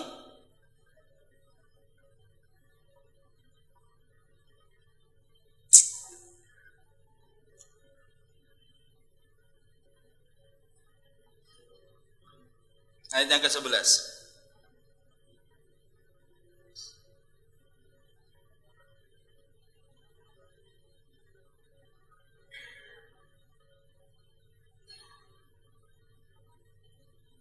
Dibaca. Surat At-Tolak, surat ke-65, ayat yang ke-11. Dengan mengutus seorang rasul membacakan ayat-ayat Allah padamu yang menerangkan menurutku agar dia mengeluarkan orang-orang yang beriman dan mengerjakan kebaikan dari kegelapan kepada cahaya. Dan barang siapa beriman kepada Allah dan mengerjakan kebaikan, niscaya dia akan masukkannya ke dalam surga-surga yang mengalir di bawah sungai-sungai. Mereka kekal dalamnya selama-lamanya. Sungguh Allah memberikan rezeki yang baik kepadanya. Tuh. Allah sampai menyampaikan secara gamblang di dalam surat At-Tolak ayat yang ke-11 untuk menggambarkan cakupan rezeki itu lebih besar daripada dunia. Jadi kalau Allah mengatakan antum kalau istighfar akan dilapangkan rezeki wa yarzuqhu min haitsu la yahtasib, antum harus paham rezeki itu tidak selalu dunia. Ya. Karena kemudian pikiran kita rezeki dunia, kata siapa sih? Tidak. Makanya sampai Allah berfirman wa may yu'min billahi wa ya'mal salihan yudkhilhu jannatin tajri min tahtihal anharu khalidina fiha abada qad ahsanallahu lahu rizqa. Sampai Allah berfirman, barang siapa yang dia beriman, beramal salih, sampai dimasukkan ia ke dalam surga, kekal di dalamnya, mengalir kenikmatan air-air sungai di dalamnya. Perhatikan Allah menutup ayat yang ke-11, qad ahsanallahu lahu rizqa. Itulah rezeki yang terbaik yang Allah berikan kepada seorang manusia. Nah, dunia itu. Jadi kalau kemudian kita mendapati Ustadz ini ada ibadah istighfar, melapangkan rezeki, artinya rezeki itu apa? Bukan dunia. Jadi tidak melulu bahwasanya orang yang bersedekah itu pasti dibalas dengan dunia. Belum tentu, ikhwan. Supaya kemudian kita tidak langsung pikiran kita ngitung-ngitung sama Allah kalau bersedekah. Saya sedekah 1 juta, 700 juta kok nggak datang-datang ya? Karena saya pernah mendapati ada seorang Ustadz Fulan yang Allah rahmati beliau insya Allah. Ketika kemudian dia itu diprotes. Karena dulu kalau tidak salah itu di Twitter saya pernah baca. Ada salah satu di antara jamaahnya protes, Ustadz, saya sudah infak sekian puluh juta, kok nggak datang-datang ya infaknya kemudian balasannya. Ustadznya, Masya Allah, tenang beliau. Ngomongnya apa? Ya sudah, itu berarti infaknya kurang. Tambahin lagi. Ya Allah rahmati beliau insya Allah. Tapi kemudian yang kita ambil pelajaran itu apa? Yang kita ambil pelajaran adalah tidak semua loh orang yang sedekah itu dibalas oleh Allah di dunia. Mana dalilnya Ustaz? Loh, Ibunda Khadijah dan kemudian Abu Bakar itu dibalas di dunia atau enggak? Enggak. Abu Bakar itu kemudian banyak beliau itu infak, tapi kemudian ketika beliau akan meninggal dunia, hartanya beliau itu jauh merosot dibandingkan kemudian awal ketika sebelum dia masuk Islam. Jauh lebih banyak sebelum ketemu dengan Nabi. Contoh paling nyata lagi siapa? Ibunda Khadijah. Ibunda Khadijah itu berkah nggak hartanya? Berkah, ikhwan. Hari ini kita mencium bau wanginya sunnah itu salah satu harta yang ditanam oleh Ibunda Khadijah itu. Harta itu kekal, ikhwan, sampai berputarnya rotasi bumi. Itu hartanya Ibunda Khadijah. Nggak main-main itu. Kalau saya ditanya siapa harta yang paling barokah di umatnya Nabi? Kalau kemudian kita menyebutkan di awal-awal Islam cuma 2, Abu Bakar dengan kemudian Ibunda Khadijah. Terus di bawahnya Utsman, di bawahnya kemudian Abdurrahman bin Auf dan yang lain. Hartanya Ibunda Khadijah, antum tahu Ibunda Khadijah itu saudagar kaya. Baca itu Rahiqul Maktum. Saudagar gede. Dia disebut dengan Ummu Halah. Ya, Ummu Halah itu karena anaknya itu Halah. Dan memang terjadi perbedaan ikhwan. Beliau itu dinikahi oleh Rasulullah itu ada yang mengatakan 40, ada yang mengatakan umur 28. Walaupun yang terkenal di masyarakat kita umurnya berapa? 40. Kenapa ada sebagian yang melemahkan pendapat 40? Karena beliau masih punya banyak anak, di mana kalau di atas 40, secara logika manusia, walaupun kalau di atas semua kehendak Allah itu semua terjadi, itu kemudian sudah sulit untuk melahirkan keturunan. Makanya untuk baca itu, tapi tidak penting lah itu. Yang penting kita paham itu ibunda kita, dan kita harus menghormati beliau dan ngikutin beliau. Ibunda Khadijah itu kemudian mewakafkan hartanya. Sampai hari ini kita mencium bau wanginya sunnah, kita akhirnya mengenal jalan ke surga itu karena harta yang ditanam oleh Ibunda Khadijah. Dan Rasulullah dipertemukan oleh Allah dengan Ibunda Khadijah itu betul-betul hikmahnya besar. Kenapa? Islam itu tidak tegak kecuali ada orang yang berkorban, dan Allah pilihkan wanita yang berkorban itu adalah Ibunda Khadijah. Masya Allah, luar biasa Ibunda Khadijah itu. Orang yang paling pengertian dengan Nabi. Pemenang hatinya Rasulullah itu siapa? Ibunda Khadijah. Sampai Nabi melihat kalungnya Ibunda Khadijah ketika Ibunda Khadijah sudah meninggal. Melihat kalungnya tok, netes air matanya Rasulullah, nangis melihat kalung itu, karena kalung itu miliknya Ibunda Khadijah. Orang yang paling pengertian. Antum bisa bayangkan, saya bayangkan Ibunda Khadijah itu. Sampai Nabi tidak pernah merasa marah dengan Ibunda Khadijah. Dan Nabi tidak pernah sama sekali ada satu konflik yang menyebabkan Nabi hampir menceraikan Ibunda Khadijah. Tidak ada. Tapi istri-istri beliau yang lain kan pernah. Sampai kemudian hampir mau diceraikan ketika masalah nafkah, sampai turunnya surat apa? At-Thalaq. Asarabu in talaqakunna ayyubdilau azwajan khairum minkunna muslimatin mu'minatin qanitatin. Yang mana itu kemudian hampir kemudian diceraikan itu. Lalu kemudian akhirnya Allah berikan solusinya. Tapi kalau Ibunda Khadijah enggak pernah, ikhwan. Antum bisa paham kan? Gimana pemenang hatinya Nabi. Dan enggak pernah protes sama Rasul. Rasul malam-malam ke Gua Hira, pagi-pagi pulang, Ibunda Khadijah tidak komentar. Ya, malam-malam keluar lagi, kemudian ke gua untuk tahanus, pulang-pulang gemeter.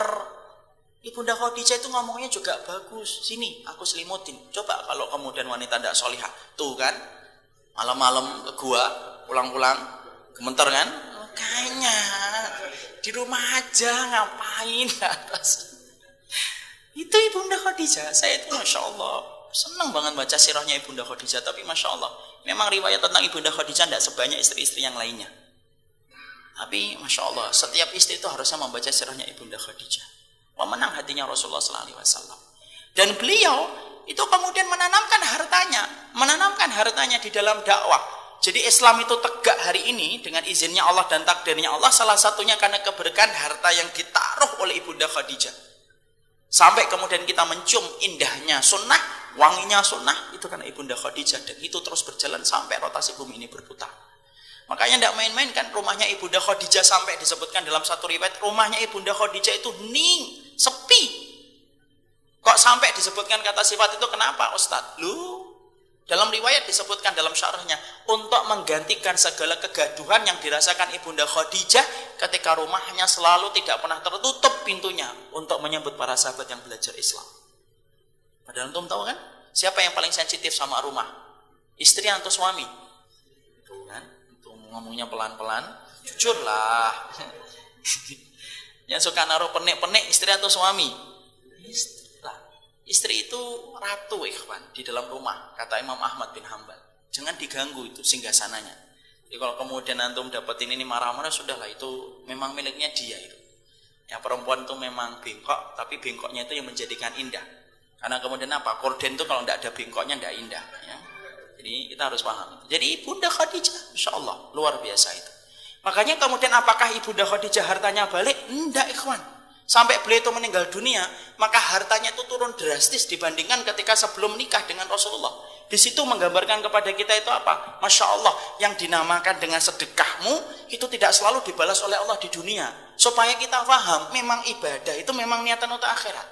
Jadi kalau ana dan antum membaca satu hadis, kok ada satu amalan di situ dijanjikan ada amalan-amalan rezeki, antum harus paham haknya itu apa dulu. Yang kedua, itu tidak boleh melengsarkan niat yang pertama bahwasanya tujuan kita adalah akhirat. Itu hanyalah nomor 2, nomor 3, nomor 4 dan tidak boleh menggantikan niat yang pertama. Tujuan saya adalah karena Allah. Itulah yang menjadikan kita memahami. Jadi kemudian pahami, semua niatkan karena Allah. Tidak usah disalahkan apapun, ikhwan. Antum kemudian tiba-tiba mendapatkan satu ujian, kemudian antum berkata ini Masya Allah ini gara-gara gak tahajud ini. Ya enggak lah. Ini gara-gara ini, tidak usah. Walaupun kita boleh muhasabah, silakan muhasabah. Tapi menyandarkan kerugian antum dari dunia gara-gara antum beribadah, itu merupakan perkara yang salah. Itu yang pertama. Yang kedua, amal yang merusak kehidupan akhirat yang kedua itu apa? Inilah yang akan kita bahas dalam kesempatan berikutnya. Insya Allah. Sudah 5:30 lebih, kita belum membuka tanya jawab. Dan qadarullah ma yasha, memang ada kajian berikutnya, yaitu salat maghrib nanti di satu masjid. Jadi baru satu Ustaz. Iya, tidak apa-apa. Ibaratnya ke Semarang kita baru sampai Cikampek ini, masih panjang. Tapi tidak apa-apa, sabar. Ya. Karena apa? Ya sabar itu adalah perkara yang cepat mengantarkan ke surga. Allah alam bisawab, kita baru membahas satu rayapnya ibadah, yaitu adalah bagaimana kita meniatkan ibadah kita dengan niatan duniawi. Kita belajar, sang ustadz, siapapun ustadz, tolong ikhwan. Ustadz juga manusia biasa, doakan mereka ikhlas, mereka datang kepada antum dengan hati yang tulus karena Allah. Mereka tidak menyampaikan ilmu kecuali menyampaikan kebenaran. Kalau mereka salah, mereka dibenarkan oleh Allah. Karena apa? Karena mereka juga manusia biasa yang punya hak yang sama untuk ditolong sama antum. Sama, kita juga mendoakan antum bahwasanya kita berdoa semoga amal kita hanya tulus karena Allah dan tidak pernah menyamakan ridhanya Allah dengan bangkai seekor kambing. Semoga kita memahami ini, tanamkan kepada anak-anak kita. Nak, kamu sekolah kedokteran, pertanian, apapun itu silahkan. Allah tidak pernah melarang. Tapi niatkan ya nak, sesungguhnya kamu ini mempelajarinya karena Allah. Dan tidak perlu kamu nguber tentang dunia berlebihan karena sudah dijamin oleh Allah. Yang Allah perlukan adalah kita yakin terhadap janjinya Allah Subhanahu wa ta'ala. Ini yang pertama. Apa yang menjadikan kita harus betul-betul menjaga diri Ustaz dari pengaruh dunia sampai bisa merusak hati? Ya salah satunya doa. Makanya di antara doa yang sahih, Allahumma la taj'alid dunya akbaru hamina. Ya Allah, janganlah engkau menjadikan dunia itu menjadi obsesi terbesar hidup kami. Ya, bantu siapapun saudara antum supaya mereka beribadah betul-betul tulus karena Allah. Saling mendoakan. Semoga kita diberikan hati yang berkilau, dan indikator hati yang menawan adalah hati yang tulus mengharapkan ridhanya Allah dalam setiap apa yang dia kerjakan dan dia lakukan. Kalau antum melihat ada orang yang terindikasi ibadahnya itu karena dunia, walaupun antum tidak bisa memastikan, tidak usah dihujat, tidak usah divonis. Doakan, ingatkan dengan cara yang baik. Sunnah itu tidak menghalalkan kita untuk menghujat orang, tapi sunnah itu mewajibkan kita untuk menolong saudara kita yang sedang salah dan menolong saudara kita yang sedang dalam keadaan khilaf dengan cara yang baik, dengan cara yang benar. Agama ini dibawa oleh orang yang penuh dengan akhlak. Mari kita sempurnakan akhlak kita sebagaimana akhlak yang membawa agama ini kepada kita, yaitu Rasulullah Sallallahu Alaihi Wasallam. Ini yang dapat saya sampaikan dalam pertemuan kali ini. Tidak ada pertanyaan? Ada. Betul.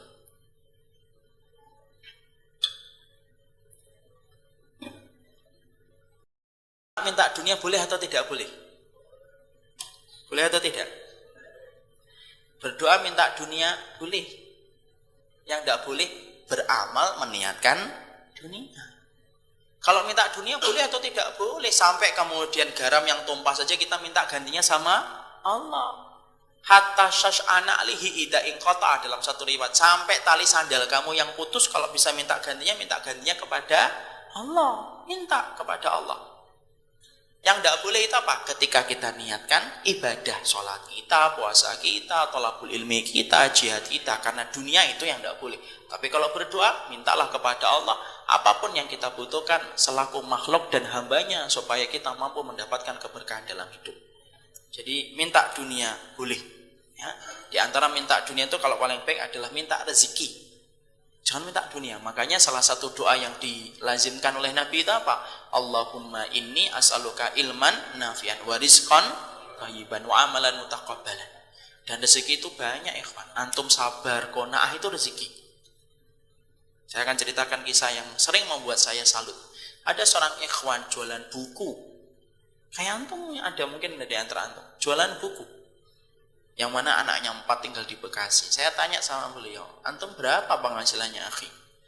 Ya saya tidak pernah ngitung, Ustaz. Tapi antum butuh berapa setiap waktunya? Setiap bulannya tinggal di Bekasi dengan standar 4 anak. 2 jutaan itu minim, Ustaz. Anak nyewa aja sudah 700-an kan sekarang rumah. Itu minim 2 juta, Masya Allah. Kemudian saya ngomong kan refleks, antum yang sabar ya, antum yang sabar. Antum tahu jawabannya apa? Oh, saya belum saatnya bersabar, Ustaz. Lu antum sabar? Enggak, saya bersyukur. Sabar? Enggak, Ustaz, saya bersyukur. Saya nanya lu, yang menjadikan antum bersyukur itu apa? Lihat jawabannya, ikhwan. Dia mengatakan, saya setiap pagi, Ustaz, jualan buku, ngangkat kemudian buku. Saya kemudian ngencengin itu, buku saya di belakang motor saya yang butut. Saya nyusuri jalan bermodalkan dengan SMS ataupun WhatsApp di mana ada kajian. Dan saya tidak pernah tahu ketika saya menyusuri jalan itu hari itu rezeki saya berapa. Bisa 10.000, 20.000, 100.000, 200.000. Bisa jadi kadang-kadang muter-muter nggak dapat untung. Karena apa? Banyak Ustaz kadang-kadang nawarnya kebangetan. Ada yang kemudian panitia kajian nulis tidak boleh berdagang di sini. Akhirnya saya pulang. Juga disebutkan ibu-ibu kalau nawar itu ya kebangetan kadang-kadang Ustaz. Ya buku itu nggak usah ditawar berlebihan lah. 40.000 itu kalau kita sunnahnya itu samhan itu loh. Samhan itu toleran kalau nawar itu. Berapa ini 40? 1 juta boleh nggak? Jadi kemudian Masya Allah beliau cerita kayak gitu. Tapi beliau mengatakan, saya tiap hari nyusuri jalan. Dan Masya Allah, saya bersyukur. Kenapa? Setiap hari saya diberikan qanaah oleh Allah. Saya tidak pernah tahu. Saya diberikan kesibukan tiap hari itu, ya Allah, berapapun harta yang kamu berikan, ya Allah, saya ridho tiap hari. Saking sibuknya saya mikir untuk menjaga hati saya supaya hati saya tidak kecewa dengan harta yang saya dapatkan hari itu. Saya tuh tidak mikir panas, tidak mikir hujan, tidak mikir macet. Bagi saya terlalu ringan itu dibandingkan dengan kesibukan hati untuk menata supaya saya tidak kecewa hari itu. Dan saya bersyukur, Ustaz. Kenapa? Tidak semua orang bisa merasakan itu di waktu pagi. Lalu beliau sampaikan, tahu orang yang di kantor, Ustaz? Saya tidak ini omongan beliau ya. Orang yang di kantor mungkin tidak punya rasa sebagaimana saya rasa itu saya miliki. Mereka datang ke kantor, mereka sudah yakin nanti di akhir bulan transfer itu nanti pasti memenuhi rekeningnya. Kalaupun dia kemudian sibuk di jalan, ya paling-paling dia memperhatikan berkeluh kesah terhadap apa? Macet, berkeluh kesah ini hujan, kesenggol motor lain itu saja. Tapi mungkin mereka jarang bisa merasakan. Kenapa? Qanaah itu dekat sama orang yang mereka terbatas. Ikhwan, itu bukan dunia, tapi rezeki atau tidak rezeki? Rezeki. Saya hari itu belajar dari seorang penjual buku yang tidak tamat aliyah. Tapi kata-kata yang dia sampaikan itu lahir dari kekuatan akidah. Nembus gak ke hati kita? Nembus, ikhwan. Orang ngomong dari hati itu sampai ke hati. Kalau orang ngomong gak dari hati, yang lisan ya sampainya ke telinga. Orang yang datang ngomongannya dari mulut, sampainya ke telinga. Tapi orang yang datang ngomongnya dari hati, sampai ke hati. Dari seorang penjual buku, yang mana? Tidak tamat aliyah.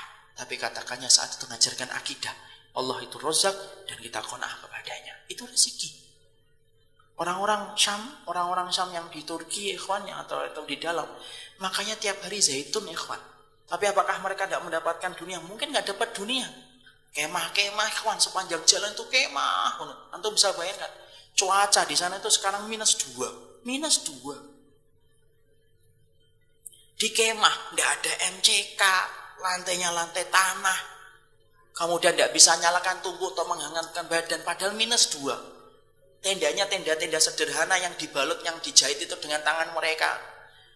Ya, sama anak-anak. Kemudian antum tahu ininya, tikernya dari karton, kata karton itu. Itu keadaan saudara antum, ikhwan. Di sana itu kayak gitu. Dan satu pertanyaannya, Sampai kapan mereka tinggal di kemah dan tenda itu? Ya, ada yang bisa jawab. Sampai kapan mereka di situ? Tapi dapat rezeki atau tidak? Rezeki, ikhwan. Mana tidak pernah itu melihat orang Suriah marah-marah menyalahkan takdir itu? Alhamdulillah saya belum pernah lihat itu. Selalu mereka kalau ngomong ditutup dengan kata-kata apa? Allahu Karim, Allahu Karim. Allah itu maha baik, Allah itu maha baik. Seakan-akan mereka itu pengen ngomong, ujian Allah itu banyak, tapi kebaikan Allah itu lebih banyak daripada ujian yang Allah berikan. Dan mereka selalu apa? Hasbunallah, hasbunallah. Terus kayak gitu.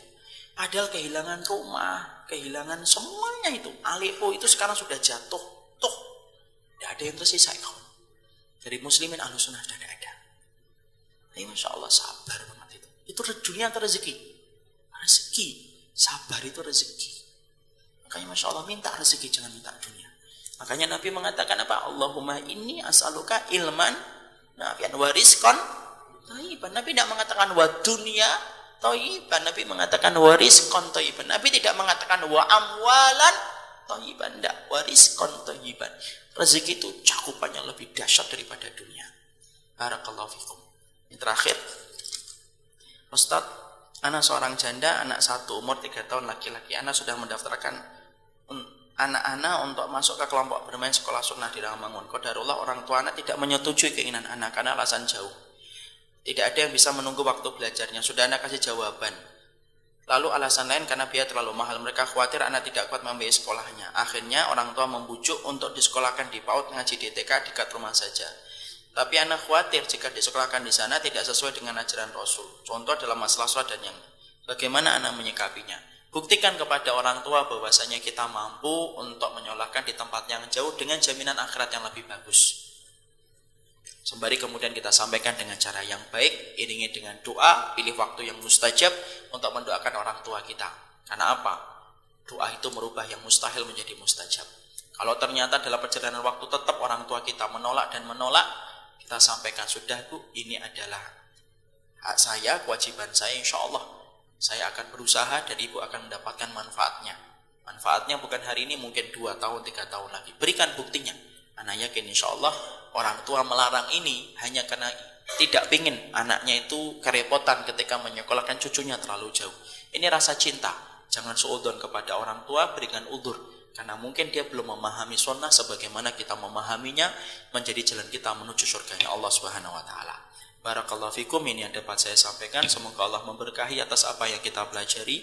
Maafkan kesalahan anak. Silahkan kalau anak ada yang salah untuk diingatkan. Saya terbuka untuk saling menerima nasihat di dalam kebaikan. Saya mencintai antum karena Allah. Semoga kita dijauhkan dari bisikan syaitan. Dan semoga kita dipertemukan di dunia dan dipertemukan kelak indahnya di surga. Barakallahu fikum. Subhanakallahumma wa bihamdika asyhadu an la ilaha illa anta astaghfiruka wa atubu ilaik.